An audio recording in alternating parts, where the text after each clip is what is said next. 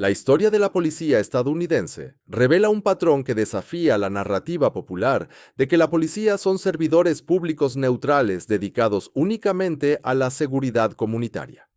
Cuando trazamos la evolución de la aplicación de la ley en Estados Unidos, lo que emerge es una historia profundamente entrelazada con intereses económicos, poder político y control social.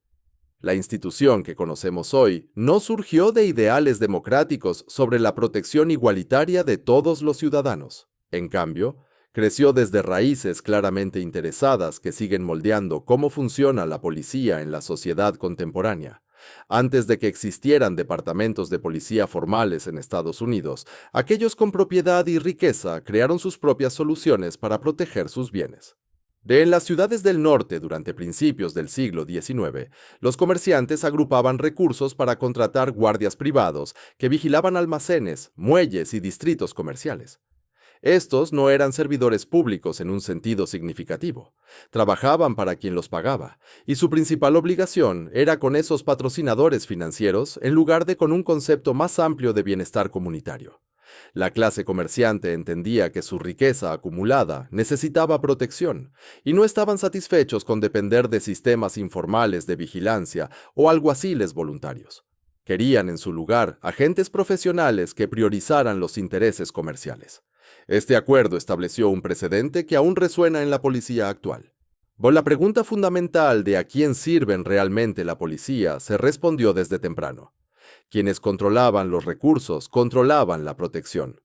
Cuando las ciudades formalizaron los departamentos de policía en medio del siglo XIX, esencialmente ampliaron este modelo de guardia privada y le dieron respaldo gubernamental. Boston estableció su fuerza policial en 1838, Nueva York en 1845 y otras ciudades crearon departamentos similares en ese periodo. Pero la transición de privado a público no eliminó el sesgo de clase incrustado en el sistema.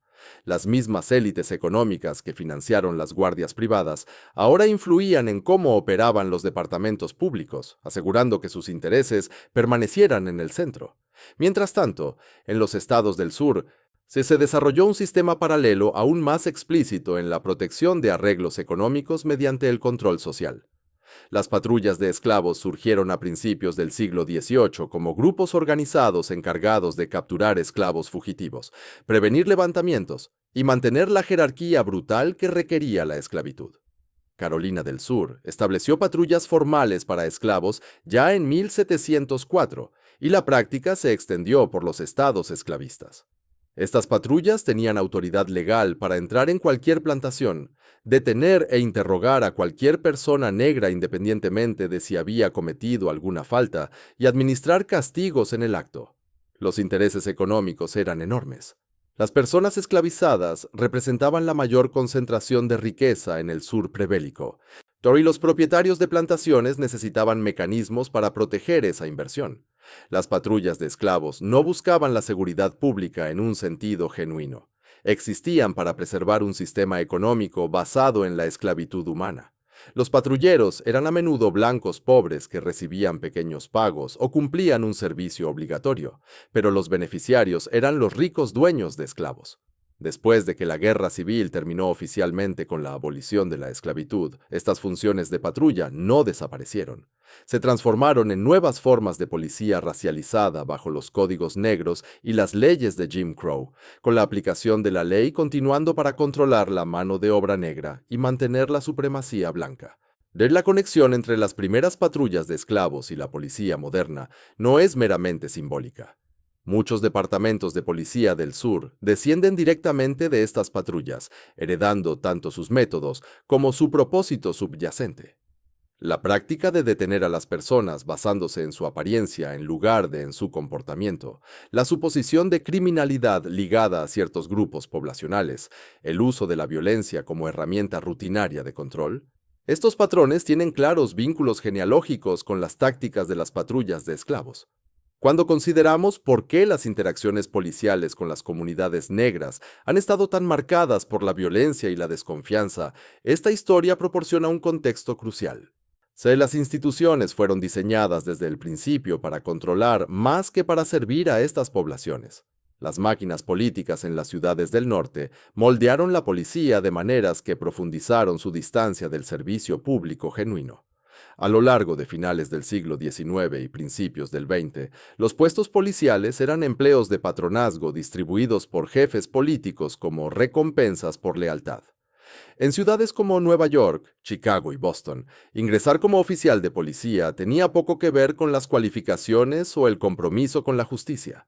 Requería conexiones con los políticos adecuados y, a menudo, un pago para asegurar el puesto. Una vez contratados, se esperaba que los oficiales apoyaran a la maquinaria política mediante diversas acciones: intimidar a votantes de la oposición, proteger empresas criminales aliadas y, en general, hacer cumplir las prioridades de quien controlaba el ayuntamiento. Este sistema era corrupto por diseño. La policía no servía al público en general, sino que funcionaba como brazo de ejecución de facciones políticas. Protegían a los negocios que apoyaban la máquina mientras hostigaban a los que no lo hacían. Hacían la vista gorda cuando los establecimientos favorecidos violaban leyes, pero aplicaban estrictamente las regulaciones contra los grupos desfavorecidos. La selectividad no era un error, sino una característica, demostrando que la aplicación de la ley era una herramienta para mantener ciertos arreglos de poder en lugar de un mecanismo neutral para garantizar el orden. Movimientos de reforma surgieron periódicamente para desafiar estos sistemas corruptos, sí, pero a menudo las reformas reforzaban los problemas subyacentes incluso mientras abordaban los superficiales. La era progresista impulsó esfuerzos por profesionalizar la policía, sacándola del control político directo y estableciendo contrataciones basadas en méritos. Estos cambios mejoraron ciertos aspectos de los departamentos policiales, reduciendo las formas más evidentes de patronazgo. Sin embargo, la profesionalización también aisló a la policía de la responsabilidad democrática y creó una cultura que priorizaba la lealtad interna sobre la capacidad de responder a las comunidades. Las reformas no cuestionaron la pregunta fundamental de ¿a quién sirve la policía? Solo hicieron el servicio más eficiente. August Vollmer, a menudo llamado el padre del policía moderno, defendió la profesionalización a principios del siglo XX.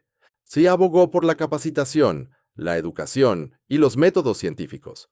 Su visión influyó en los departamentos de todo el país, estableciendo estándares que perduran hasta hoy. Pero Vollmer también promovió tácticas de patrullaje agresivas y métodos de vigilancia que ampliaron el poder policial, mientras mantenían el enfoque de la institución en proteger la propiedad y controlar las poblaciones consideradas problemáticas. Sus innovaciones hicieron que la policía fuera más sofisticada sin que fuera más justa. La lógica financiera detrás de la policía permaneció constante incluso cuando los métodos evolucionaron. Los departamentos asignaron recursos en función de proteger activos valiosos y controlar áreas donde las élites se sentían amenazadas. Los vecindarios adinerados recibían patrullajes atentos y respuestas rápidas, mientras que las comunidades pobres eran sometidas a una sobrepolicía por delitos menores y al mismo tiempo estaban desprotegidas frente a delitos graves. Este patrón reflejaba los orígenes de la institución en guardias financiados por comerciantes y patrullas de esclavos. Los recursos fluían hacia la protección de quienes tenían poder y propiedad, mientras que la aplicación de la ley se centraba en controlar a quienes no la tenían. Consideremos cómo se desarrolló la lucha contra las drogas en el siglo XX. Las leyes que criminalizaban diversas sustancias fueron diseñadas y aplicadas de manera que dirigían su enfoque a poblaciones específicas en lugar de abordar de manera uniforme las preocupaciones de salud pública. Cuando apareció la crack en barrios pobres de comunidades negras en los años 80, si la respuesta fue un policía militarizado y penas mínimas obligatorias. Cuando la adicción a los opioides devastó posteriormente a comunidades predominantemente blancas, la respuesta se centró en el tratamiento y la compasión. La disparidad reveló que las prioridades de la aplicación de la ley reflejaban cálculos sociales y políticos sobre qué comunidades importaban y cuáles podían ser sometidas a un control agresivo. La guerra contra las drogas, en general, ilustró cómo la policía sirve a intereses políticos y económicos mientras afirma proteger la seguridad pública. La financiación federal se dirigió a departamentos que priorizaban los arrestos por drogas, creando incentivos económicos para enfocar recursos en delitos de bajo nivel fáciles de perseguir en lugar de investigaciones complejas de delitos graves. Las leyes de confiscación de bienes permitieron a la policía incautar propiedades vinculadas a actividades sospechosas de drogas, generando ingresos que los departamentos podían conservar. Esto convirtió a la policía en un centro de beneficios en algunas jurisdicciones, con oficiales que literalmente patrullaban con fines de lucro.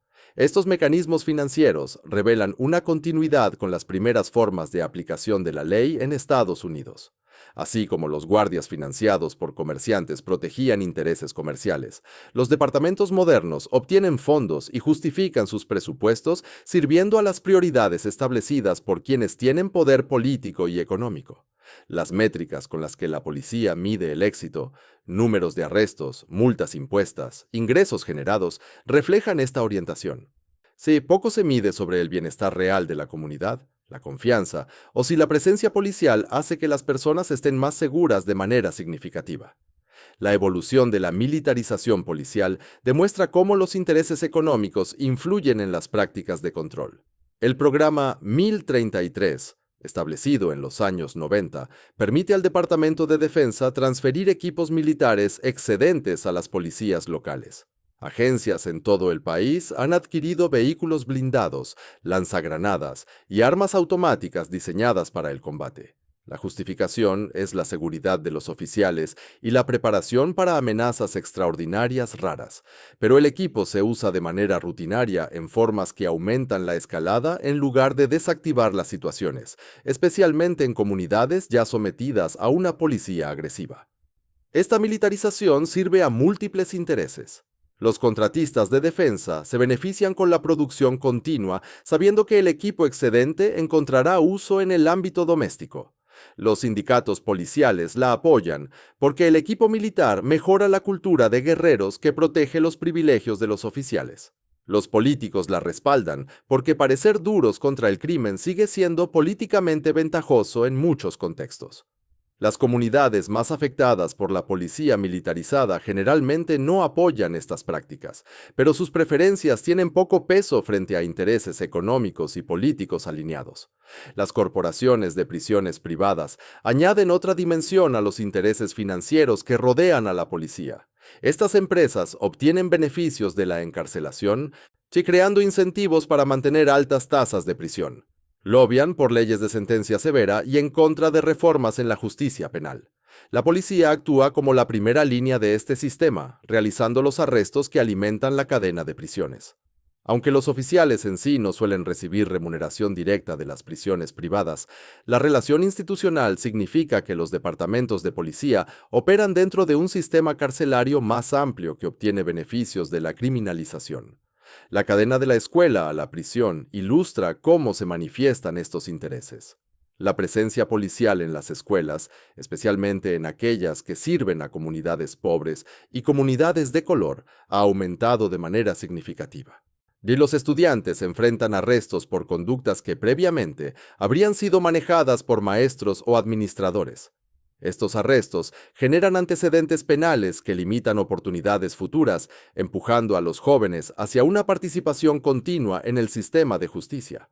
El patrón no beneficia a nadie más que a las instituciones que procesan y confinan a estos jóvenes, pero persiste, porque esas instituciones tienen poder y recursos para mantener prácticas que sirven a sus intereses. Cuando analizamos la capacitación de los oficiales, las prioridades son aún más evidentes. La policía recibe una formación extensa en el uso de la fuerza, técnicas de vigilancia y seguridad del oficial. Reciben una capacitación mínima en desescalada, respuesta a crisis de salud mental o en la construcción de relaciones con la comunidad. Esta asignación refleja los valores institucionales. La función principal es el control y la aplicación de la ley, no el servicio o la protección en un sentido integral. Los oficiales están entrenados para ver al público como posibles amenazas y para priorizar su propia seguridad por encima de todo, incluso cuando eso significa usar la fuerza letal contra personas que no representaban un peligro genuino. El marco legal que rodea a la policía refuerza estas prioridades. La inmunidad calificada protege a los oficiales de responsabilidad personal por violaciones constitucionales a menos que violen derechos claramente establecidos, los cuales los tribunales interpretan de manera restrictiva. Esto hace casi imposible responsabilizar a los oficiales por conductas negligentes o graves. Los sindicatos policiales negocian contratos que dificultan enormemente el despido de oficiales problemáticos, con la mediación que con frecuencia revoca las terminaciones. Estas protecciones existen no porque sirvan a la seguridad pública, sino porque la policía tiene suficiente poder político para asegurar condiciones favorables. Los líderes políticos dependen de los sindicatos policiales para obtener apoyos y respaldo en campañas, creando incentivos para satisfacer las demandas de los oficiales en lugar de atender las necesidades de la comunidad. Cuando las comunidades exigen medidas de responsabilidad, los sindicatos policiales amenazan con reducir la vigilancia o retirar su apoyo a los políticos que consideran reformas.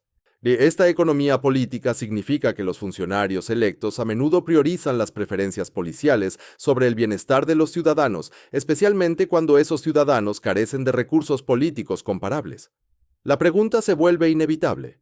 ¿Existe la policía principalmente para proteger la seguridad pública o para servir a los intereses que la crearon y mantienen? La evidencia histórica sugiere lo último. Desde guardias financiados por comerciantes hasta patrullas de esclavos, cargos de patrocinio y los arreglos contemporáneos, donde los departamentos generan ingresos y sirven a alianzas políticas, la línea conductora es constante. La policía surgió y continúa sirviendo principalmente a quienes poseen propiedades, poder e influencia política. Esto no significa que los oficiales individuales sean necesariamente malintencionados o que la policía nunca brinde ayuda genuina.